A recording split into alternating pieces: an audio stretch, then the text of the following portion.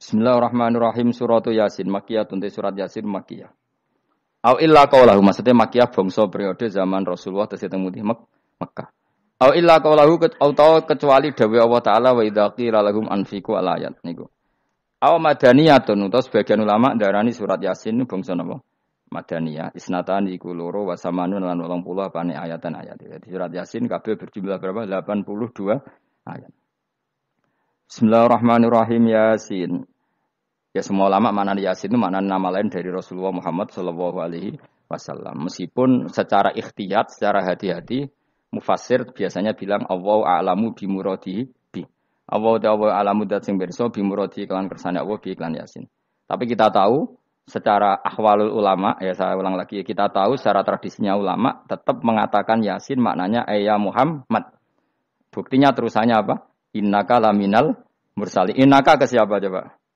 Ke Nabi kan, Nabi Muhammad. Berarti Yasin, wahai Muhammad, kamu adalah mursalin. Apalagi ada istimal yang sudah konsensus seluruh dunia. Misalnya sholatullah, salamullah, ala toha, rasulillah, sholatullah, salamullah, ala yasin, habibillah. Jadi makanya saya berkali-kali bilang, saya pernah ngisi pengajaran tafsir di Madura juga bilang gitu. Ada disiplin ilmu tafsir dan itu kadang ketatnya ikhtiyat. Ikhtiyat itu hati-hati. Sehingga tetap bilang Allah alamu bimuradihi. Tapi meskipun demikian, ada konsensus masif dari para ulama yang menggunakan Yasin Toha itu untuk Rasulullah Shallallahu Alaihi Wasallam. Karena secara siakul kalam pasti demikian. Misalnya di juz 16 ya, surat Toha itu ya, 16 ya. Toha, ya Muhammad, ma anzalna alaikal Qur'ana litasqa. Coba kalau Toha ada artinya Muhammad, lalu siapa? Ada kata ma anzalna alaika, apa? Coba sekarang Toha ganti ya Muhammad kan pas ya Muhammadu ma anzalna alaika al-Qur'ana litasqa. Jelas ya? Secara siakul kalam Toha menunjuk siapa? Muhammad karena tulisannya coba ya. Toha diganti kata Muhammad. Ya tentu diganti secara makna. Ya Muhammadu ma anzalna alaikal Qur'ana litasqa. Yasin juga ganti aja. Ya Muhammad demi Quran yang hakim innaka ya Muhammad laminal mursalin. Sehingga meskipun mufassir secara disiplin ikhtiyatnya, kehati-hatiannya bilang inna kalaminal apa? Awa a'lamu bimuradihi bidzalik, tapi secara ahwalul ulama tetap Toha dan Yasin adalah ismun min asma'i Rasulillah sallallahu alaihi wasallam. Kayak tadi apa? Salatullah salamullah ala Toha Rasulillah, salatullah salamullah ala Yasin habibillah. Jelas ya. Jadi antara istimalnya ulama itu beda dengan keikhtiyatan mufassir. Dan tentu kita milih yang istimalnya ulama. Karena itu lebih gampang supaya kata alaika khitab itu kena. Apa? Kena. Mukhatabnya siapa? Terus ketiga kata Ibnu Jarir At-Tabari, enggak mungkin Allah mengkhitabkan sesuatu dengan sesuatu yang enggak bisa difahami. Karena orang Arab dan zaman itu paham Yasin adalah Rasulullah, Toha adalah Rasulullah. Sehingga ada khitab itu. Buktinya orang kafir zaman itu enggak pernah menyoal gini. Muhammad katanya Quran itu indah, mudah difahami. Ternyata ini ada lafaz-lafaz yang kita tidak paham. Nyatanya orang kafir tidak gugat seperti itu. Itu menunjukkan bahwa penggunaan Toha dan Yasin adalah ma'ruf dan difahami. Paham? Jelas ya? Nah, soal nanti ikhtiyat saja kita ikhtiyat. Paham ya? Tapi tetap difahami. Apa? Tetap difahami. Buktinya jelas kan Toha ma anzalna alaika. Berarti diganti saja apa? Ya Muhammad ma anzalna alaika al-Qur'ana litasqa. Mohon jelas ya. Wal Qur'ani demi Qur'an al-Hakimi kang bijak. Ail muhkami tegese kang kuat utawa kang kukuh. Kukuh maknane indah. Bi aji binasmi kelawan keajaibane susunan wa badil ma'ani lan keindahane makna. Innaka saat temne sira ya Muhammad wa Muhammad lamnal mursalin setengah sangking wong sing diutus. Sungguh termasuk wong sing diutus Allah. Ora sekedar diutus ala siratin kowe ing atase jalur to dalan mustaqimin kang jejeg. Uti alaihi mutalikun ta'alluq bima perkara qabla kang sedurunge iki dawuh. Aitorikil anbiya tegese kowe iku sesuai dalane para-para nabi qabla ka sedurunge sira. Maknane torikil anbiya ya tauhid tegese tauhid wal huda lan petunjuk. Wa taqidu tinau kiti bil qasami iklan qasam wa ghairi lan liyane qasam ngrad niku nolak liqaulil kufari marang pengucape wong kafir lagu maring nabi wong kafir komentar ning nabi napa lasta mursala Muhammad iku ora rasul. Terus Allah jawab innaka laminal mursalin. Tanzilal azizi kang kowe iku dadi rasul mergo entuk turunan untuk keturunan Quran sing aziz, sing tanzilal aziz. Kang Quran iku dadi sesuatu sing diturunno Allah sing aziz. Fi mulkihi dalam kerajaane wa ar-rahimi kang welas fi khalqihi lan makhluk Allah. Utai lafat tanzil ku khabar mubtada'in khabar mubtada'. Ya karena Imam Suyuti baca tanzilu sehingga dia nerkepnya mubtada'. Tapi kira kita kan baca apa? Tanzila. Makanya saya berkali-kali ngaji itu sama guru. Imam Suyuti dia itu bacanya tanzilu, makanya dia nerkep jadi khabar. Sementara kira kita tanzila, maka kita nerkep jadi maf'ul mutlaq. Paham ya? Makanya kamu enggak usah bingung iki kok jadi khabar padahal macane tanzila. Utawa ora bingung mergo ora paham pilihane loro tok. Ya. Jadi yang jelas Imam Suyuti itu kadung milih rofa, makanya dia nerkep khobar. Paham ya tanzilu, makanya dia nerkep apa? Khobar. Kalau kita baca kan tanzila, maka itu maf'ul mutlak atau nyimpan kata amdahu. Ayil Qur'an itu kese Qur'an. Bi khobar mubtada'in muqaddarin. Apa sing kang aran tanzilul aziz ya Qur'anu tentu Qur'an. Quran tujuane ditung dira supaya ngekeki peringatan sira bil Quran kauman ing kaum muta'alikun bitanzil. Maung dira kang ora dikeki peringatan sapa abahum bapak-bapak wong akeh elam yung daru. Tegese ora dikeki peringatan sapa akeh di zamanil fatra ing dalam zaman fatra. Ya jadi Quran itu gunanya ya membuat logika yang benar supaya orang itu menghindari kesalahan. Jadi menakut-nakuti itu kalau enggak harus tentang neraka, takut dari kesalahan, takut dari kebodohan. Kan kita juga takut kan? Punya pemimpin yang salah, takut punya kasus, takut kepleset. Ketakutan tidak harus dari neraka. Makanya saya berkali-kali bilang, saya sering dulu dinasihati Mbah Mun, nak kepen alim, ojo sering maca tafsir, mari goblok dari Mbah Mun. Maksudnya mari goblok itu gini, mufassir itu manusia, kadang dia itu satu ayat umum, dia mendiktekan ke satu kasus, padahal kasusnya lebih umum. Makanya berkali-kali sama nani umpama ngene, contohnya ngene, karena nanti itu mengikat. Misalnya gini ya, saya ulang lagi ya. Ben gayamu kayak wong alim. Ini kan malam 23. Saya itu enggak pernah loh ngitung sengaja. Tapi ini malam 23 kita insya Allah nginjak juz berapa? 23. Ini insya Allah barokah sekali. Tapi rasa Arab-Arab Lailatul Qadar. Biasa wae.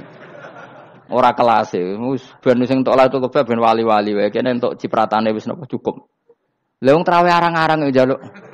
Iya kalau kita mintanya dianggap Allah minta, kalau dianggap ngelama.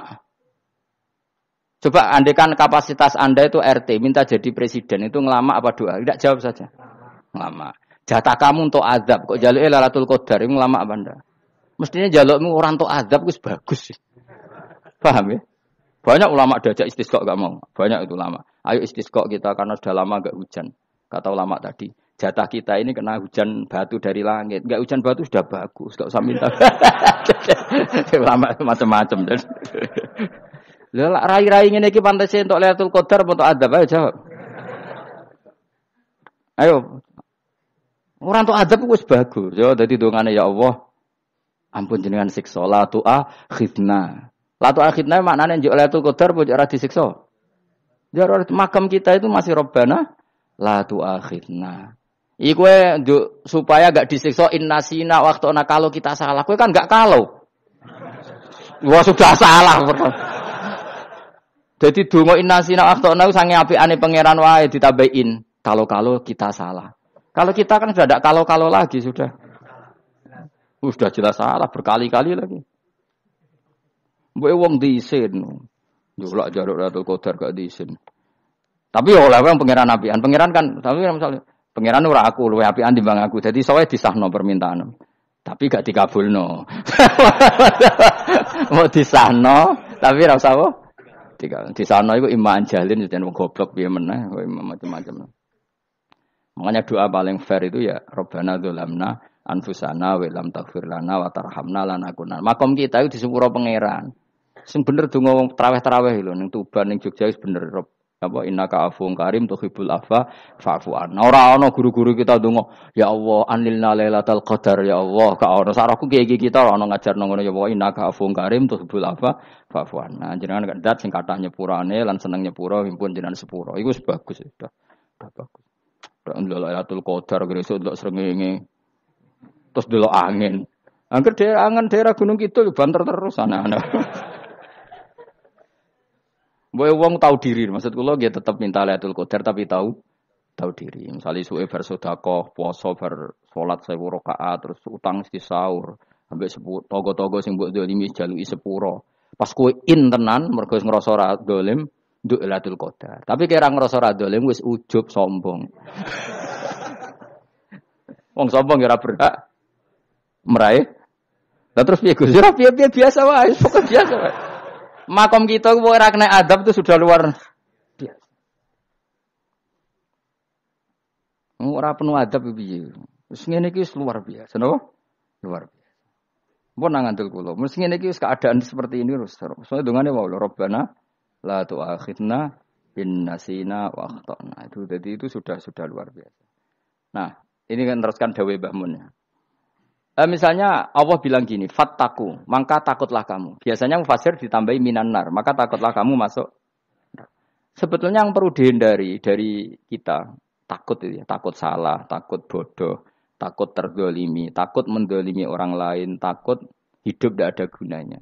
Tapi mufasir tentu milih yang populer, takutlah kamu dari api neraka. Coba misalnya gini, kita nanti masuk surga.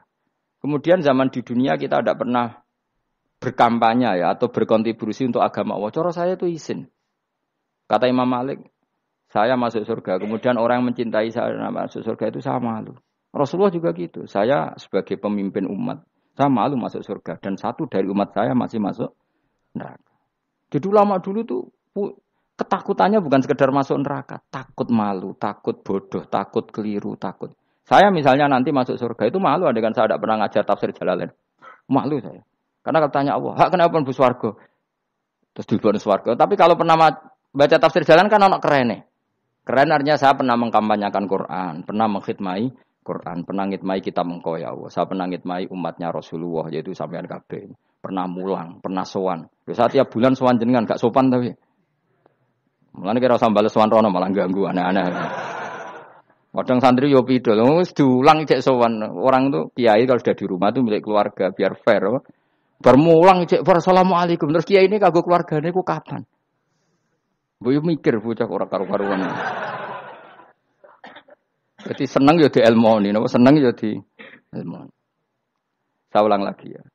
Nah, kata yang ditafsir itu sering tidak mengikat. Makanya kata Mbah Mun, baca tafsir itu dikurangi. Maksudnya dikurangi itu bukan apa-apa, maksudnya tadi kalimat yang ditafsir itu tidak mengikat. Yang mengikat itu yang kalimat di Quran. Nah, kalimat Quran itu umum, napa?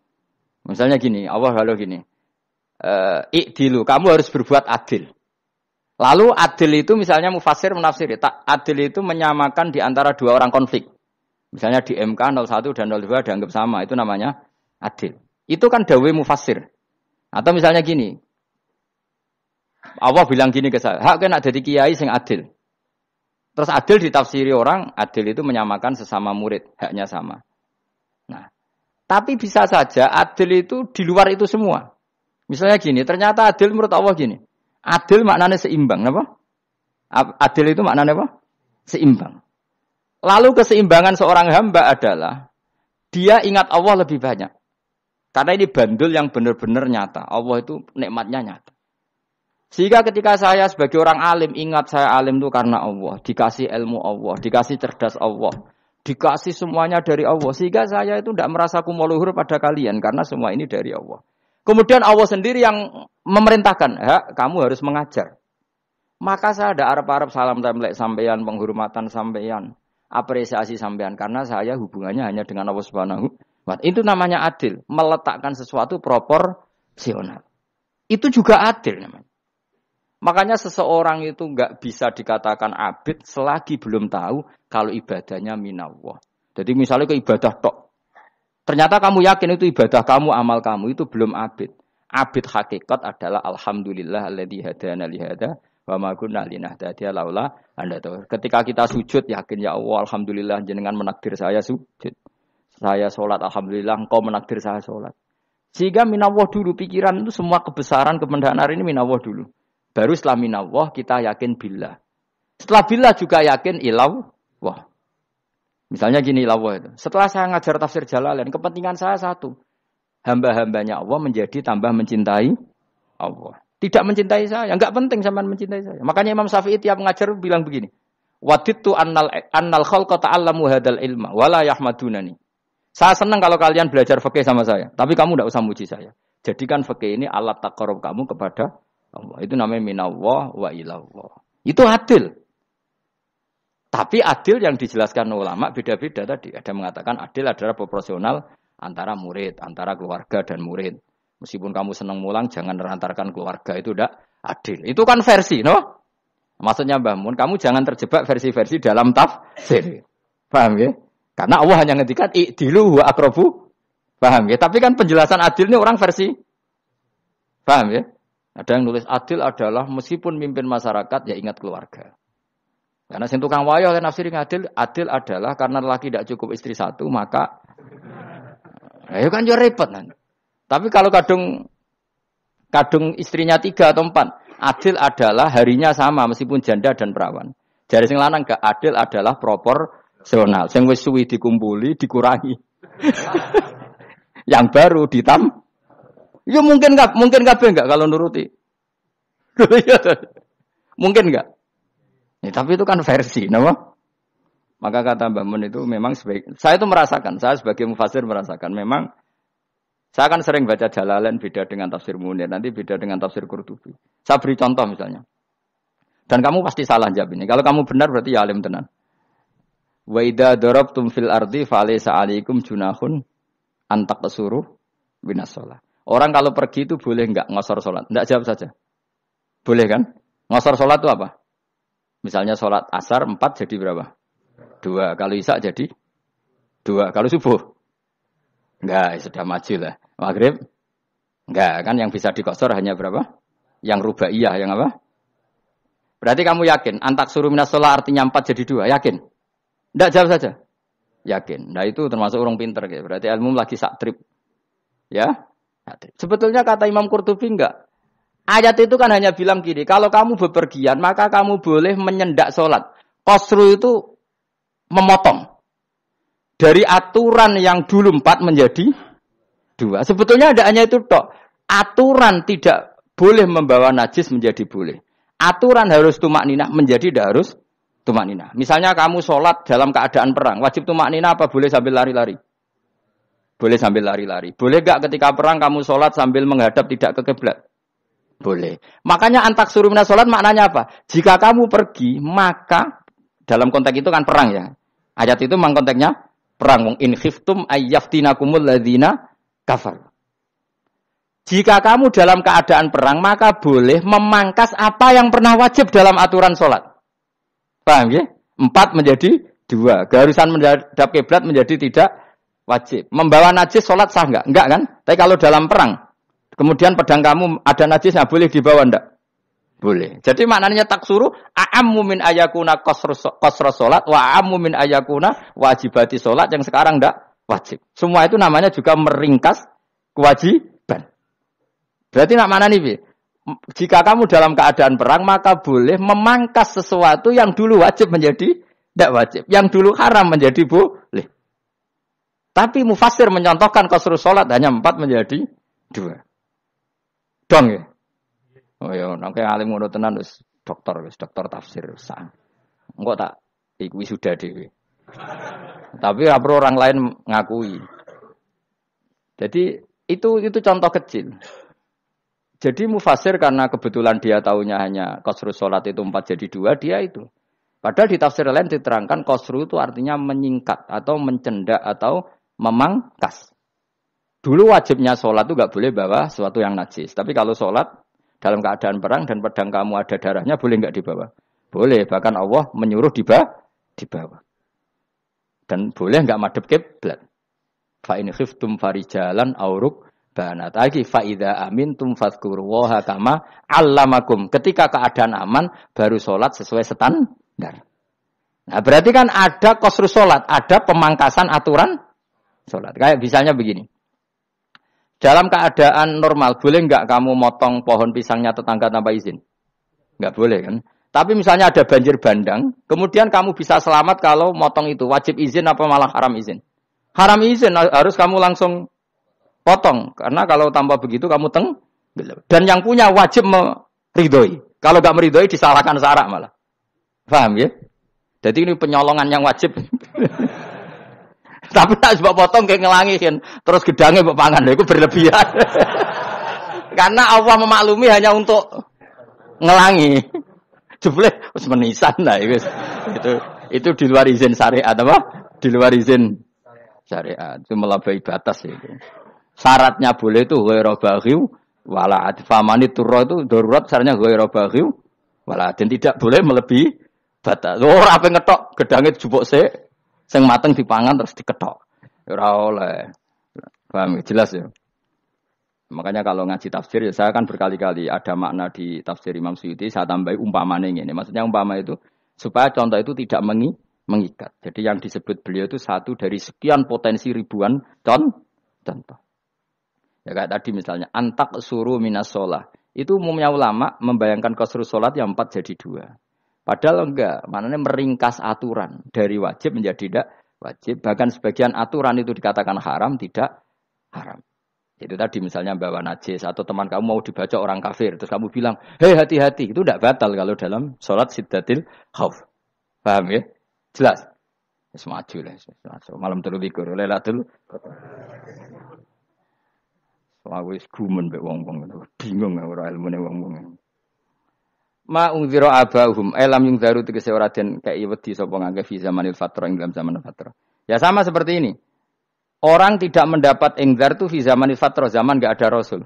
Tentu tidak hanya itu tok. Ada rasul tapi orang itu jauh dari komunitas ulama. Itu juga termasuk orang yang tidak mengalami ingzar. Jadi tidak mengalami ingzar bisa di zaman fatra atau sudah ada rasul tapi dia jauh dari ulama atau jauh dari komunitas Islam. Itu juga komunitas yang tidak ngalami ingzar. Fahum mongko te wong akeh kaum iku ghafilun lali kabehane imane sing iman parustilan bener. Ya contoh paling gampang itu nak dawuh yai mesti bener itu loh. Kalau kamu ngaji tafsir Jalalain ya Yuhannasu budu rabbakum. An-nasu biasanya tafsirikan kufaru Mekah, napa? Padahal di situ nas semua manusia apa kafir Mekah? Semua manusia. Cuma konteks dulu karena Nabi orang Mekah dan zaman itu yang diberi peringatan orang Mekah, Imam Suyuti bilang kufaru Mekah. Lah seperti itu kufaru Mekah mengikat apa enggak? Enggak kan? Enggak, karena yang dituruni Quran yo kafatal linnas. Tapi ya Yohanasu di Jalalain sering ditulis apa? Kufaru Mekah. Nah, seperti itu tidak mengikat. Itu contoh saja, Pak. Contoh saja dalam konteks zaman itu. Paham ya? Jadi banyak, makanya tafsir itu sebenarnya enggak ngikat. Ya tapi yang ngomong gitu harus orang alim. Kalau kamu yang ngomong malah kacau. Kemudian ngomong sombong. Maksudnya kan manusia, saya juga manusia. Ngapain saya harus ikut? Ya sarap itu. Iku ora wis sombong saraf, no? Wis sombong saraf. Lakot hakko teman-teman fahum, lakot hakko teman-teman nyata apa alqaul wa potitah, ai wajib tegese wajib manane nyata al aksarihim. Ing atase akeh-akeh wong akeh bil adab. Lakot hakko teman-teman dadi nyata apa alqaul wa potitah anane azab. Ai wajib tegese wajib apa adab al aksarihim bil adab, fahum mongko te wong akeh la yuminu ora iman sapa akeh. Il aksaru tegese te akeh wong ora iman. Zaman niku maksud. Ya, maksudnya zaman itu. Tapi jengben gue buatan ngerti. Tapi yang mungkin batu Isa itu semua orang iman, tapi ya banyak yang setelah iman itu tidak bermanfaat lagi karena wes napa matahari terbit dari napa barat. Hinala yanfa'u nafsan imanuha lam takun amanat min qabl. Inna saat temen ingsun jalna ga ingsun fi anaqihim. Ing dalam gulu-gulune wong akeh tak gawe aghlalan ing belenggu. Bi ayu dhamma kamran bi antu dhamma kamran arfento dewi kumpulno ilaha maring anak apa alai di tangan. Di anal gala karon sak meneh gil iku yajma'u iso ngumpulno apa gil al yada ing tangan kal unuk maring geger maring napa gulu guri lho jenenge unuk. Wong Arab nak darani kene iku unuk, nak darani kene iku nakher. Ya jare wong Arab, ya kene iki unuk, kene iki nakher. Lah gulu niku ngeten, tangan didakok teng napa? Napa? Gulu. Napa jenenge jithok niku jithokne. Sing guri. Faya mungko te tangan ilaidi kumas muatun sing kumpulno ilal atqoni maring dagu. Niki lho jenenge dagu. Jam udzakonin wa ya mustama'ul lahyan. Kumpule dua dagu atau dua wang nek jomanan. Fahum mongko te wong akeh mukmahuna iku dadi bunder sapa wong akeh. Manane rafiuna ngangkat wong akeh ruusahum ing sirahe wong akeh. Lastatiuna ora iso mampu sapa wong akeh khodaha ing ngendhekno ruus. Menan dhewe maksud wa ada iki mutamsilun muk bayangan, muk tamsil gambaran. Mulane kula gumun mbek ulama riyen. Tak contohno ya, nak ulama dhisik ku top. Wong dhisik nak darani bun rokok digludungno. Wong kafir sok ben digludungno ning neraka. Iku yo pancen ngalim tenan ngomong dhisik. Mergo gambarane ngene, ora usah mbok praktekno sampean, praktekno saiki wae. Nak praktekno sampean kowe sampean mlebu neraka. Dadi ngeten, wong nak lungguh ngene, wong Arab nak darani iki ason-ason. Terus ngeten. Ngeten. Niki jenenge apa? Dengkul. Dengkul itu kena dagu, terus tangan kena jidok. Dadi ngeten. Jadi wong wis dalam keadaan bunder. Paham ya? Lah mulane malaikat karek nyaduk terus gludung-gludung ngono. Paham ya? Jadi mergo yo napa? Dengkul nempel dagu, paham ya? Tangan nempel jidok. Terus ditaleni. Paham ya? Terus ya karek gludung dong, mulane wong kuno nak darani bun neraka iku. Oke bayangno saiki sok ben ra usah, gak usah mlebu maksudnya, paham ya? Mulane ape mlayu ora iso, wis posisi ngono, paham ya? Sebenarnya rasa delok, maksudnya itu praktekno saiki. Orang delok lho. Lah dawuh Imam Suyuti wal muradu te kang den kersakno iku annahum sak temne wong akeh la anu nek ora tunduk sapa wong akeh lil imani maring iman. Wala faduna nek ora tunduk sapa wong akeh ora ndilukno ru'usahum ing sira wong akeh lahu krana iman. Iki tapi dawuh Imam Suyuti. Tentu tidak semua ulama sependapat. Jadi cara Imam Suyuti semua yang dikatakan Quran ini muktamsil. Artinya mereka tidak tunduk, maknanya tidak menerima iman. Ya, tapi itu cara Imam Suyuti. Ulama lain yang mengatakan tidak. Memang orang kafir ketika masuk neraka dalam keadaan seperti itu. Dan digeludung. Ya tidak apa-apa sama-sama benar.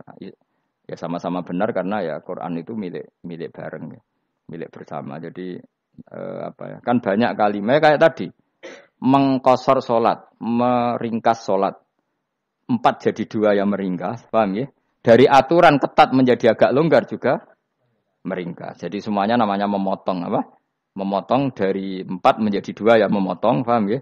Dari aturan wajib menjadi tidak wajib juga memotong. Nah, itu kan sama-sama benar. Lihat nanti konteksnya. Wa ja'alna lan gawe sapa ingsun mimbeni aitim saking ngarepe wong akeh sadan ing tutup. Wa min khalfihim saking gurine wong akeh sadan ing tutup. Fathisin sadan wa dhammiha lan dhamaisin sudan fil maudhi'in ing panggonan loro. Fa akhsena mongko ngekeki gelap ingsun ing wong akeh, fa mongko te wong akeh laib sirun rane ngali sapa wong akeh. Tamsilun iki ya contone aidon lisat diturukil iman maring ketutupe dalan iman alih ngatasi kufar. Nak cara Suyuti kabeh iki mau tamsil. Dadi ngene. Dari depan kami kasih tutup, dari belakang kami kasih tutup, kemudian mereka saya kasih kegelapan. Maka mereka tidak tahu. Mananya apa? Dari arah depan yang mereka enggak ngerti pentingnya iman, dari arah belakang yang mereka tidak ngerti pentingnya iman, maka mereka buta, artinya tidak iman. Itu cara Imam Suyuti. Tamsilun aidon ini hanya perumpamaan lisat diturukil iman, yaitu tertutupnya jalan-jalan iman. Tapi ulama lain mengatakan ya enggak. Memang pernah ada peristiwa di mana orang kafir ngepung Rasulullah dan mereka dari depan matanya dihalangi, dari belakang dihalangi, sehingga ketika Rasulullah keluar mereka tidak melihat. Itu ya nyata. Ya jadi makanya ngaji ya. Jadi ben keren. Oh ini ada sekian tafsir. Terus gue ngomong kan kayak wong alim keren. Nah takoi kata siapa? Ono rekamane. Tapi yang orang ngaji dhewe, tak tahu kata siapa, ada rekamannya. Lah anak aku takut ada kata siapa Gus, tak dudono kitabe. Lah anak gue dudono rekaman. Iku sampai zaman akhir ngono wis maju. Sok sing rido kan.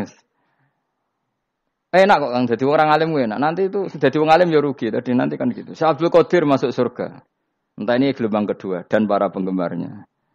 Jadi akhirnya sing alim tenan yang mlebu swarga, sing kedua apa? Dan para penggemarnya. Iku ora usah alim, Kang, cukup penggemar. Jadi aku sebenarnya rugi kan. Gus Pak masuk swarga kedua dan para penggemar. Waduh. Terus jebule padha ae. Iku saking rahmane Allah. Kenapa? Kan masyhur itu hadis itu. Rasulullah itu ada sahabat nangis, enggak bisa tidur nangis. Berhari-hari enggak bisa tidur nangis. Hanya karena ingin punya satu pertanyaan. Lama-lama ketemu Nabi, ya Rasulullah saya sudah berhari-hari enggak bisa tidur, ingin menanyakan ini tapi tidak berani. Coba kamu tanya saja. Ya Rasulullah, saya ini kalau mati, engkau kan suatu saat dipanggil Allah, saya tidak ketemu engkau.